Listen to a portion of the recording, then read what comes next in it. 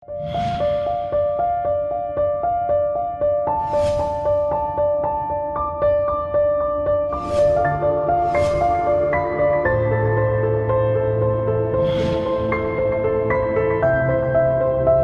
frères, mes sœurs, amis de Jésus, je souhaiterais vous entretenir sur un terme aujourd'hui. Et le terme est le suivant, la vie de prière du baptisé.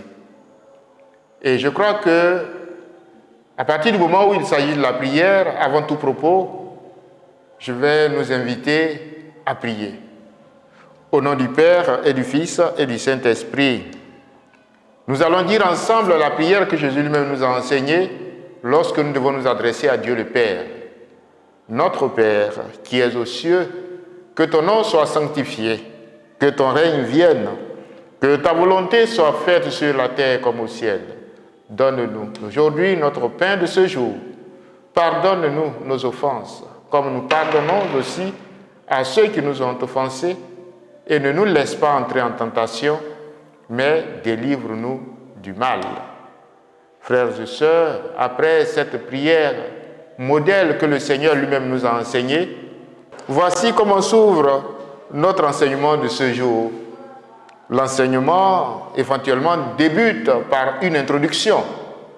Et dans l'introduction, j'ai noté ce qui suit. Mes frères et sœurs,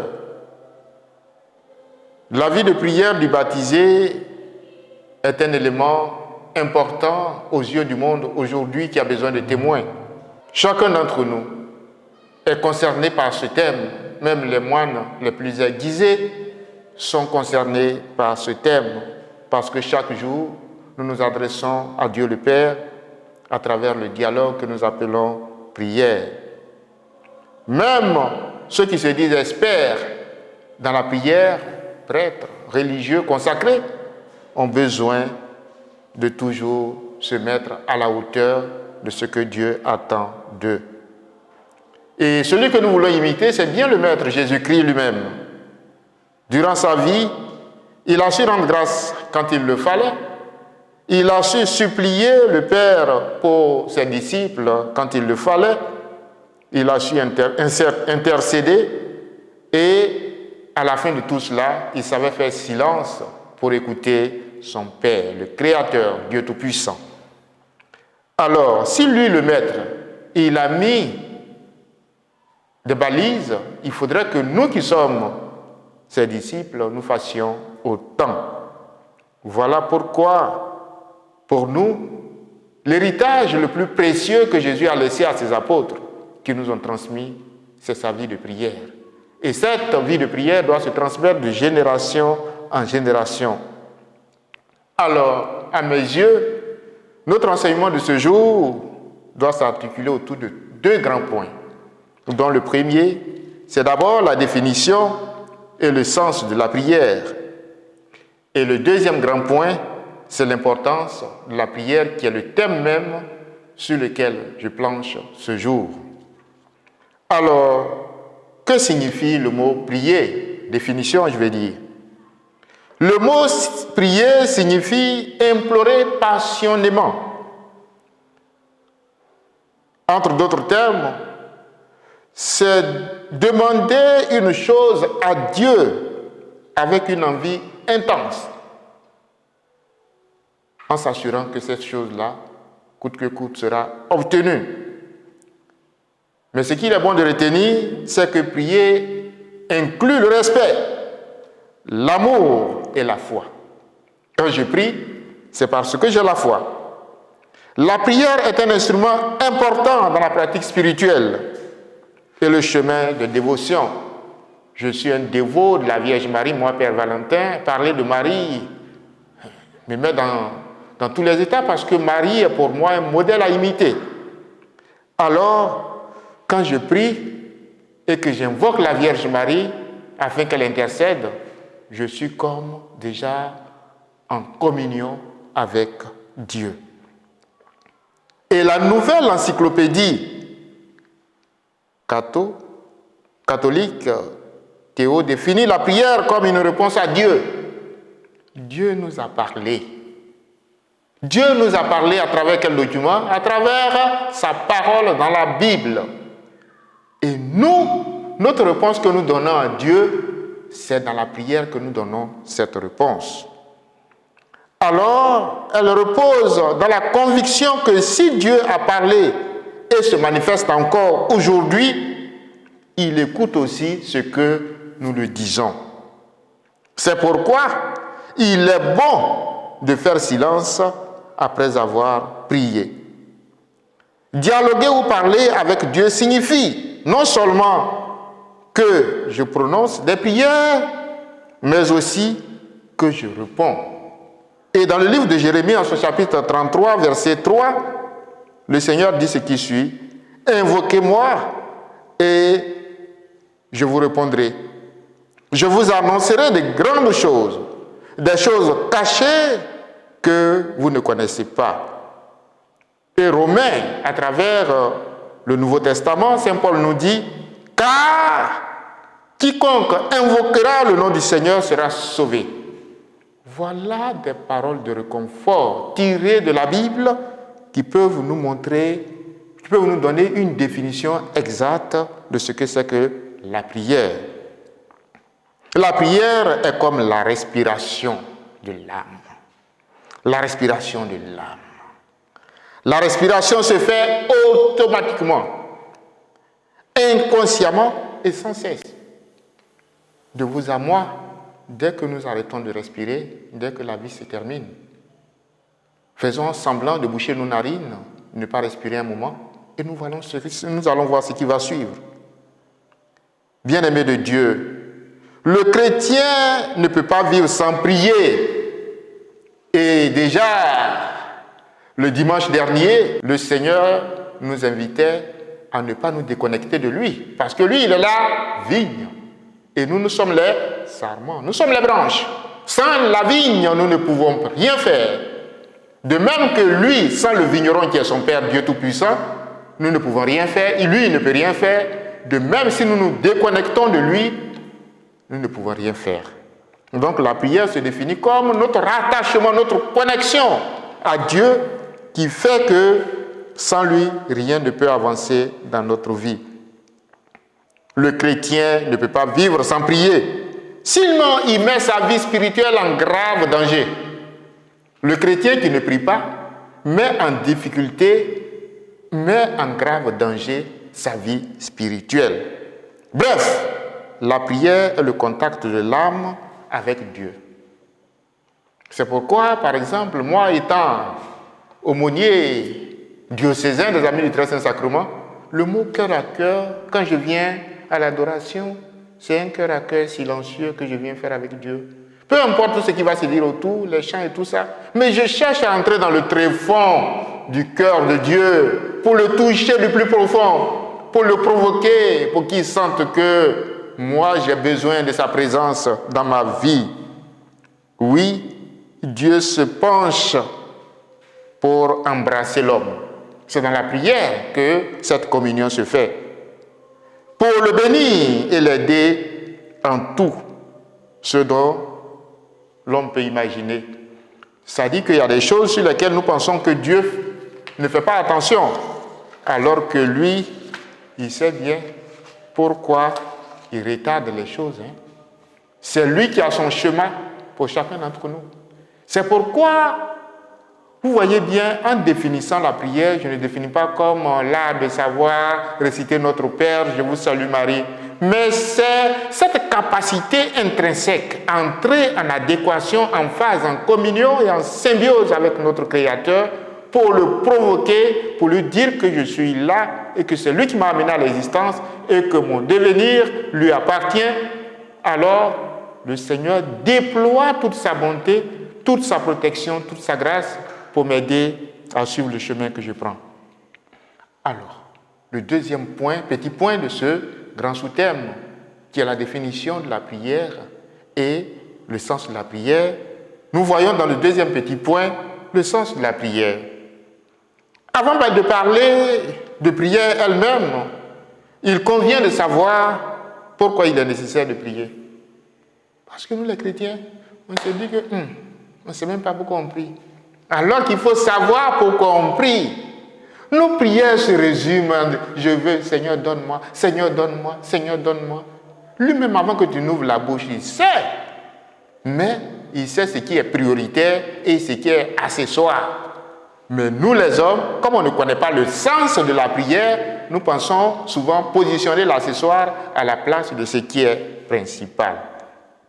Alors, pourquoi la prière au nom de Jésus a un sens et une valeur particulière pour nous? La prière au nom de Jésus a un sens et une valeur particulière pour nous. Pourquoi? Tout simplement parce que la prière est le cordon ombilical avec Dieu. Alors que Dieu, qui s'est mué en Jésus par l'incarnation, ce Dieu-là, lorsqu'il était vivant, a fait savoir à ses contemporains qui, par transmission apostolique de la foi, ses contemporains nous ont dit que Jésus, toute sa vie, se recommandait à son Père dans tout ce qu'il faisait. Quand il est dans la douleur, par exemple, devant la mort, la dépouille mortelle de Lazare, il a crié à son Père et il a demandé que le Seigneur fasse quelque chose. Et son Père s'est exécuté. Voilà comment nous devons toucher le cœur de Dieu. La prière est impossible seule. La prière est un dialogue à deux, soit avec Dieu et soit avec les autres.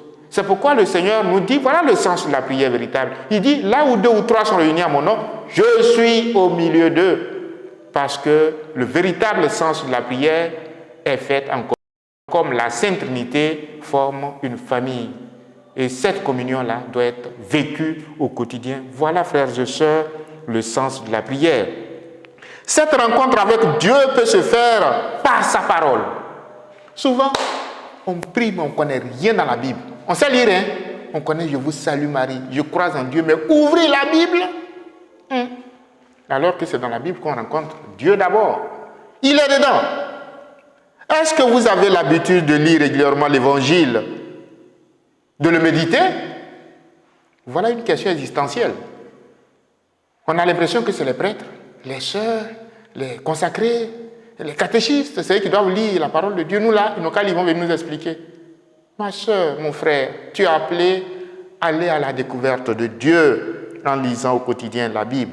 Relire l'Évangile, c'est retrouver le Christ. Le Christ, pour le trouver véritablement, le rencontrer et l'intégrer dans notre vie quotidienne, dans notre cœur, c'est simplement lire l'Évangile et le relire. Lui poser nos questions, écouter ses réponses comme ses disciples. Parce que vous voyez, quand vous lisez la Bible, l'avantage qu'on a, on a l'impression que des questions qui sont adressées dans la Bible, c'est à nous que ces questions sont adressées.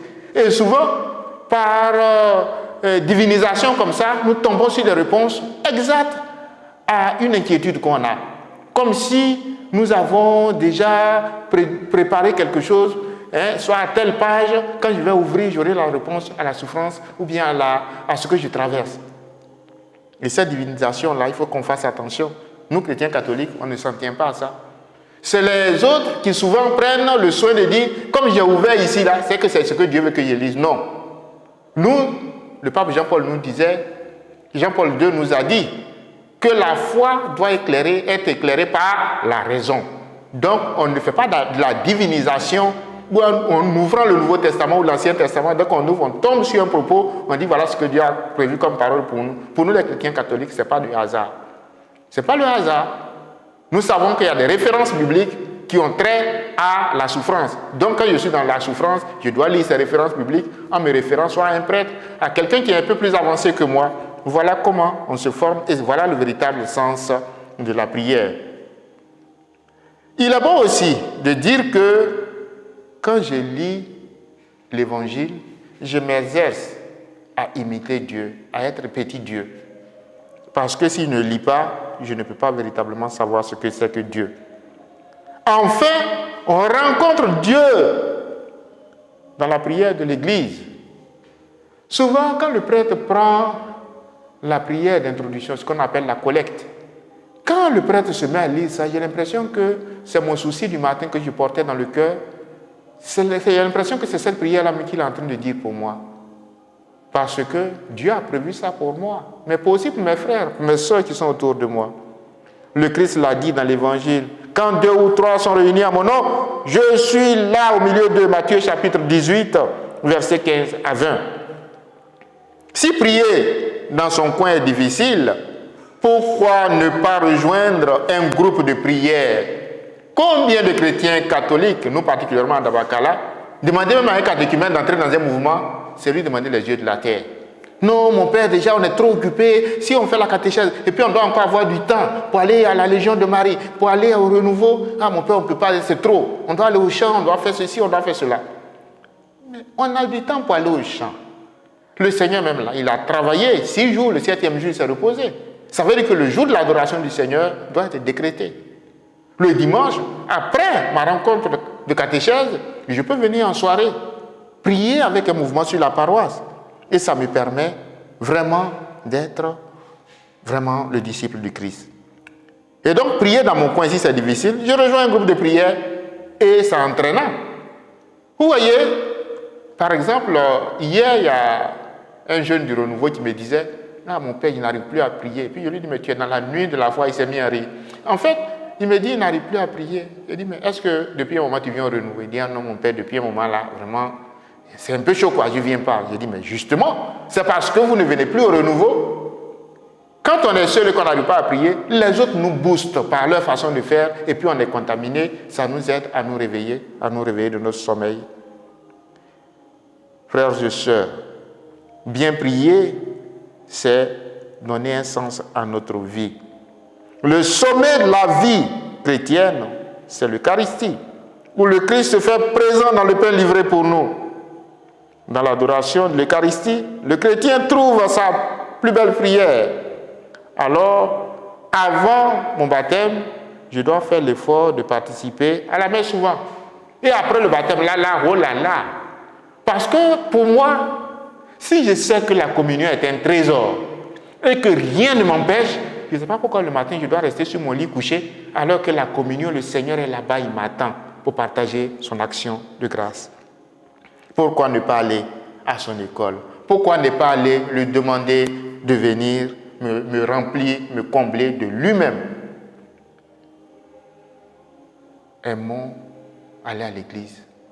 On gagnerait beaucoup de choses. Le deuxième grand point de notre réflexion de ce jour porte sur l'importance de la prière. Voilà. Parce que c'est la vie de prière du baptisé. Alors, l'importance de la prière même va se dégager. La prière, mon frère, ma soeur, cher ami, la prière est le socle de la vie chrétienne. Un chrétien qui ne prie pas est fade. Il est sans goût. Comme le dit le livre de l'Apocalypse, si tu n'es ni chaud ni froid, je te vomis. Et alors, qu'est-ce qui peut nous rendre, je pourrais dire, chaud? C'est la vie de prière qui nous réveille. Sinon, on devient fade. On ne devient ni chaud ni froid. Alors, le Seigneur, on n'a point de part avec le Seigneur. Pour mieux cerner cette question, il est bon de nous inspirer du modèle du Maître. Pour bien cerner l'importance de la prière dans la vie du chrétien, du baptisé, il est bon de nous inspirer du modèle du Maître. Et notre Maître, c'est qui? C'est Jésus-Christ qui a remporté la victoire sur la mort. Et nous sommes dans la cinquantaine pascale, nous sommes encore dans l'euphorie de la résurrection. Cet enseignement vient comme pour nous booster, pour nous dire le Seigneur est ressuscité, il faut aller de l'avant avec lui. Alors le premier petit point de ce grand 2 est le suivant. La prière de Jésus, référence pour notre propre prière. Référence pour notre propre prière. Alors, petit a, l'expérience de Jésus priant. Dans l'Évangile, Jésus prie. Il exprime sa vie intérieure par la prière.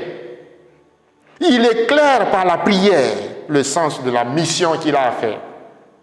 Il apprend à prier à ses disciples. Cette habitude de Jésus en prière s'est conservée et se perpétue d'âge en âge et de génération en génération. Autrement dit, le fait que Jésus priait à tout moment s'est conservé dans l'esprit et dans les cœurs de ceux qui avaient vécu près de lui, comme un élément important qu'il fallait garder en mémoire et transmettre à ceux que l'Esprit Saint appellerait à la foi. Oui, l'Esprit Saint nous appelle à la foi. Dans les évangiles, la prière de Jésus est signalée dans les circonstances les plus significatives de sa vie. Les circonstances les plus significatives, on peut en énumérer plusieurs. Jésus, avant d'appeler ses disciples, il a prié et puis on dit qu'il s'est retiré sur la montagne. Quand il est venu, parmi ceux qui le suivaient, dans le nombre de disciples, il a appelé quelques-uns qu'il a appelés apôtres. Pourquoi c'est ceux-là qu'il a choisis? C'est ceux-là que l'Esprit Saint, dans la prière, lui a donné comme nom. Voilà ce que tu dois choisir comme collaborateur. Sachant bien que certains étaient, je pourrais dire, des brebis galeuses, mais il a tout fait pour être ensemble avec eux parce qu'il sait que ce n'est pas dans la chair qu'il a fait cela. En effet, chaque fois que Jésus devait entreprendre une chose marquante, il se recommandait à son Père et il rendait grâce après la réalisation du projet. Et ça, on ne peut pas occulter ça à Jésus. Jésus était tellement reconnaissant. Quand il fait quelque chose, il demande au Seigneur, à son papa, Dieu, voilà ce que je vais faire. Mais quand il réussit aussi, merci papa. Alors qu'aujourd'hui, combien de jeunes qui, après avoir reçu même ne serait-ce qu'un petit cadeau, un petit présent d'un papa, reviennent sur leur papa pour dire, comme ce bon samaritain-là, comme ce samaritain qui n'était même pas juif, lorsque Jésus a guéri les lépreux, est revenu sur ses pas pour dire, mais tiens, merci Seigneur parce que je suis guéri. Il lui a dit, va te montrer au prêtre. Voilà, cette reconnaissance-là, Jésus même qui est Dieu, était reconnaissant vis-à-vis de son Père. Il pouvait dire, tu m'envoies en mission, il sait qu'à la fin, là, il va souffrir là-bas. Mais je ne suis pas reconnaissant de ce que tu... Mais il est resté fidèle. Et il lui disait merci chaque fois qu'il réussissait une mission. Jésus est un homme de foi et reconnaissant vis-à-vis de son Père. Frères et sœurs, il est donc très important d'avoir la foi dans notre cheminement à la suite du Christ. Parce que si nous n'avons pas la foi, vraiment, je ne sais pas où nous allons. Tout le peuple se faisait baptiser.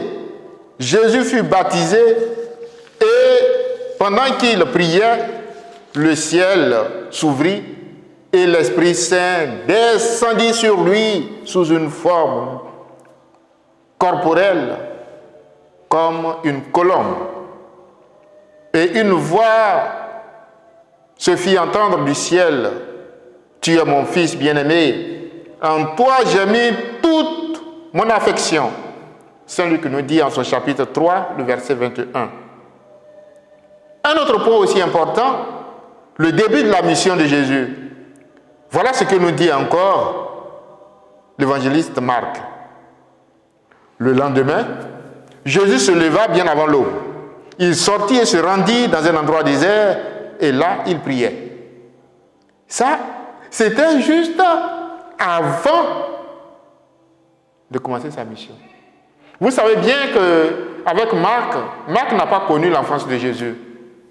Marc, il a rencontré Jésus quand il était déjà grand.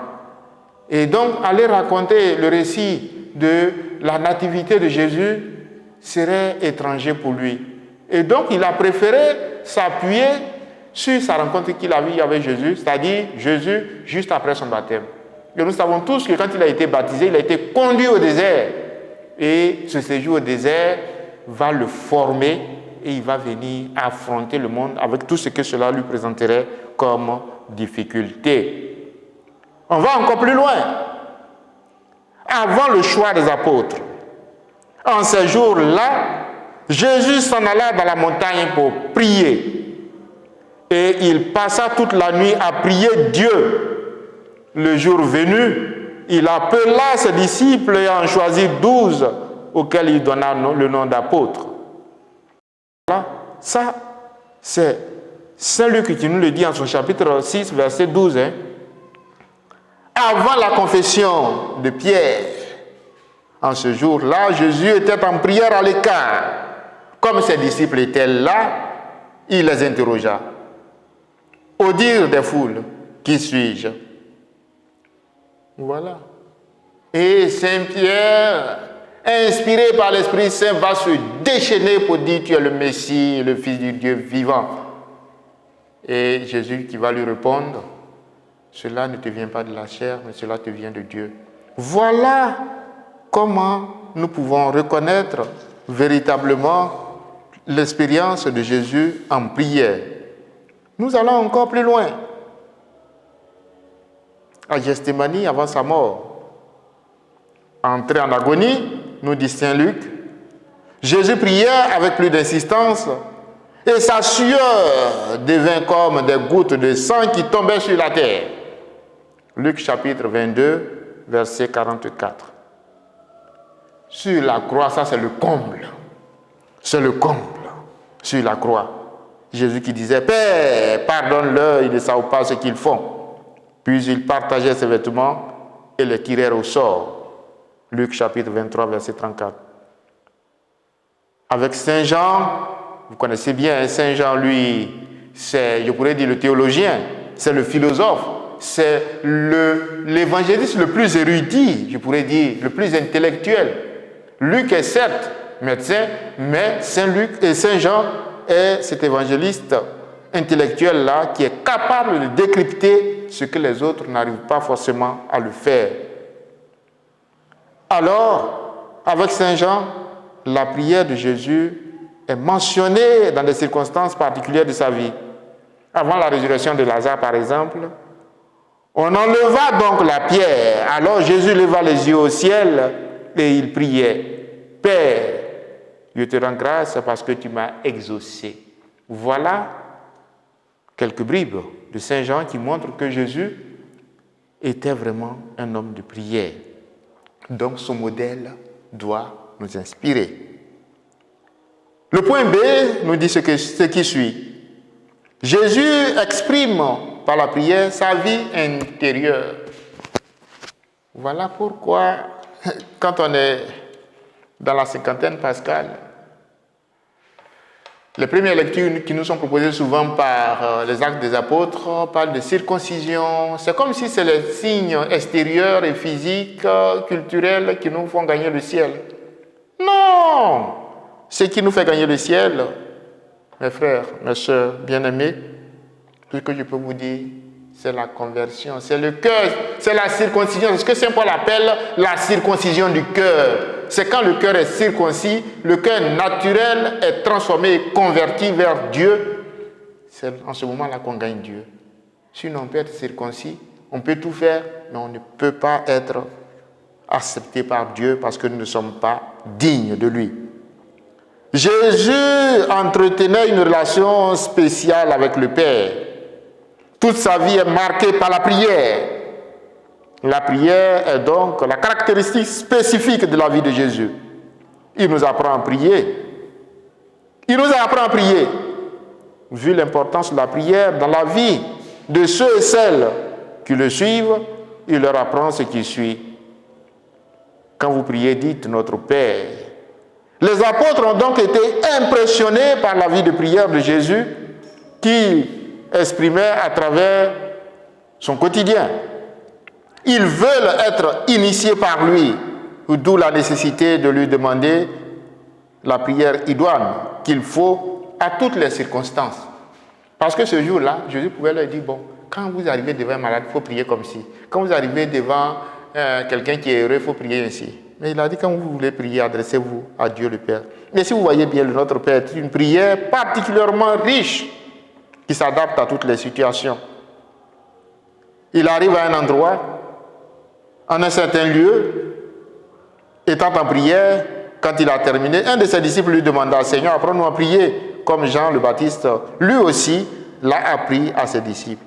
Il leur répondit, quand vous priez, dites, Notre Père.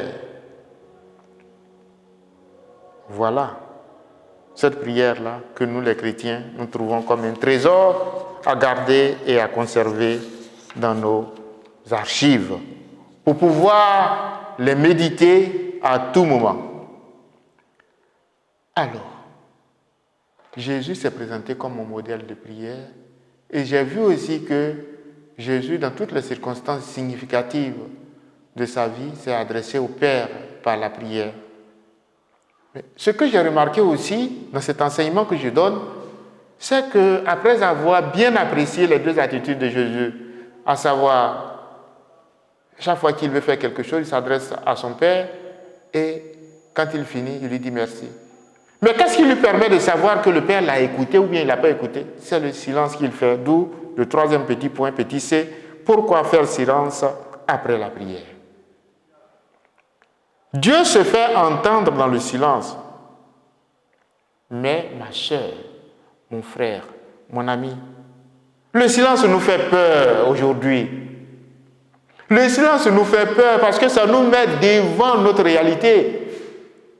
Nous avons peur du silence, frères et sœurs, car nous craignons de nous retrouver seuls avec nous-mêmes.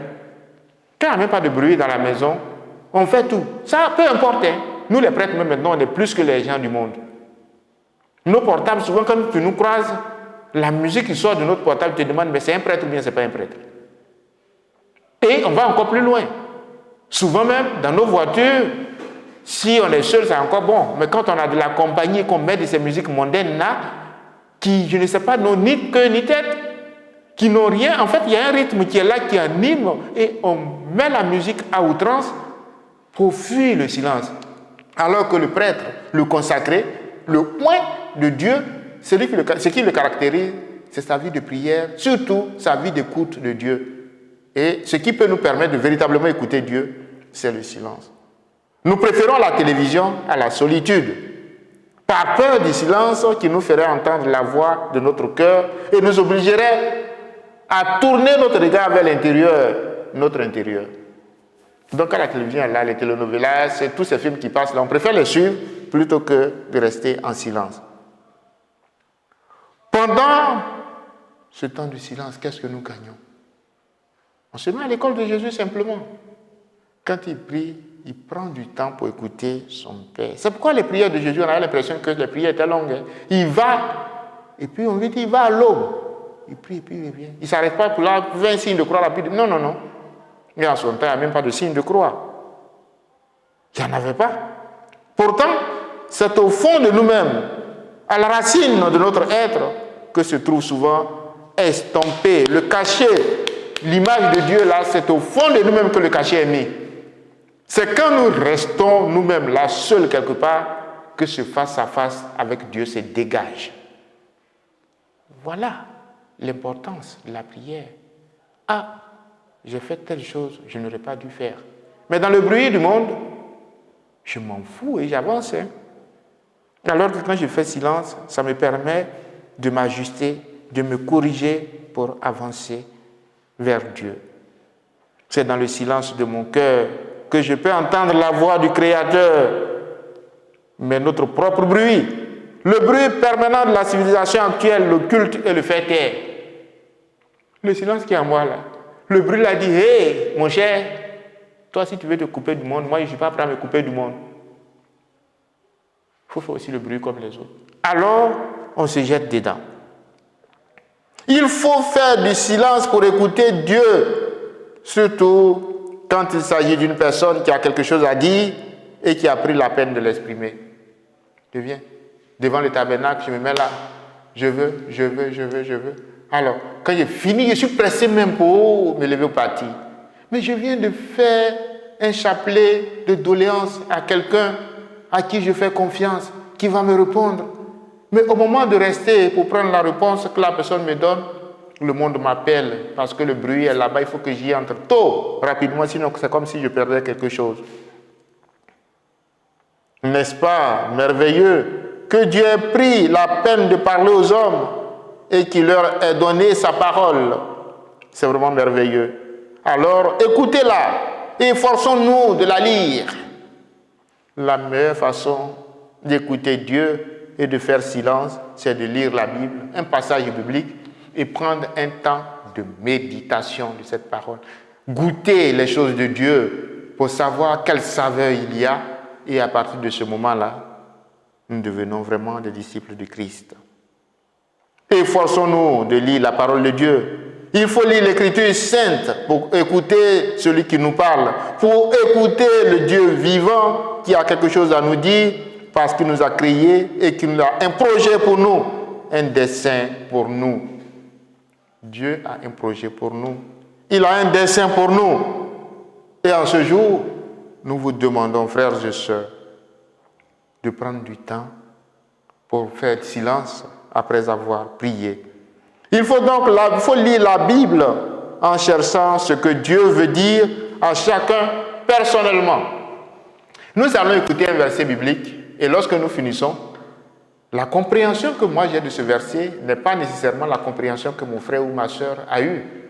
Tout simplement parce que ce que moi je veux entendre à travers ce message précis, j'ai fait tout pour l'orienter dans le sens de la situation qui se présente à moi. Si je suis dans la joie, je dirais, c'est une action de grâce parce que le Seigneur, ce propos-là, c'est à moi que c'est adressé. Si je suis aussi dans le deuil, je me dis, bon, Dieu, à travers cette parole-là, il me donne du réconfort.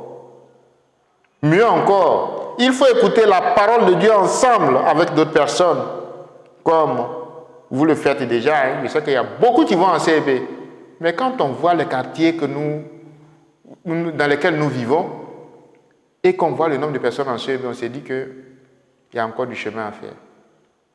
Il y a du chemin à faire. Il y a du chemin. La CEB devient un peu comme un lieu de corvée, un lieu de punition. Si je vais là-bas, je viens du travail, je suis fatigué, mais je vais aller faire quoi en CEB? Quand ils vont toujours cette demande de nouvelles, ces informations, c'est ceci. Mais la plupart du temps, quand on arrive, c'est la parole de Dieu qu'on partage. Et ce qui a été peut-être ma compréhension, qui n'a pas été la compréhension de mon voisin, dans les échanges, on arrive à voir, mais attends, quelle serait la vraie compréhension qu'il fallait avoir ce dimanche-là? Et comme nous le dit le Seigneur, d'ailleurs, il nous dit, là où 2 ou 3 sont réunis à son nom, il est au milieu d'eux, il est présent parmi eux. Nous aussi qui sommes ses disciples, nous sommes appelés à nous aligner sur ce que le Seigneur demande pour être des véritables disciples. Frères et sœurs, ce qu'il faut retenir de cet enseignement en conclusion, il faut savoir que le baptisé qui ne prie pas est moins qu'un baptisé. Le baptisé qui ne prie pas, qui ne lit pas la Bible, qui ne fréquente pas les CEB, qui ne vient pas à l'église, qui n'est pas dans un mouvement de prière, ce baptisé-là est comme le sarment coupé de la vigne. Parce que la vigne qui doit lui donner la sève, ce sont ses frères de communauté qui doivent prier avec lui. La vigne qui doit lui donner la sève, c'est la parole de Dieu confinée dans la Bible. La vigne qui doit lui donner la vie, ce socle-là qui doit lui donner la vie, c'est Dieu lui-même, Jésus-Christ. Mais s'il ne le fréquente pas en CEB, il ne le fréquente pas dans les groupes de prière, il ne le fréquente pas, il ne le découvre pas dans la Bible, sa vie devient fade, sans saveur. Alors, comme l'a dit le Seigneur le dimanche dernier, quand une branche se dessèche, on la jette au feu et elle brûle. Faisons en sorte que nous ne soyons pas ces chrétiens qui sont fades, qui perdent leur fraîcheur et qui sont jetés au feu, qui sont brûlés. Faisons de la prière un élément central de la vie chrétienne et nous aurons tout gagné. Et la plus grande des prières à observer, c'est d'abord l'Eucharistie. Si nous sommes baptisés ou non, il faudrait que nous fassions de l'Eucharistie, de la célébration de la messe, un élément central, parce que l'Eucharistie est le sommet de toute vie chrétienne. Et donc, si c'est le sommet et que nous ne venons pas là-bas, ça veut dire que nous nous coupons du sommet. Il faudrait que nous soyons des chrétiens et chrétiennes qui prient et qui se recommandent à leur Créateur, lui qui est vivant et qui nous aide dans tout ce que nous faisons et qui est le Père même, qui fait lever son soleil sur les bons comme sur les méchants. Disons-lui merci et que chacun d'entre nous s'engage à mener une vie de prière au quotidien et il aura gagné facilement le ciel. Amen.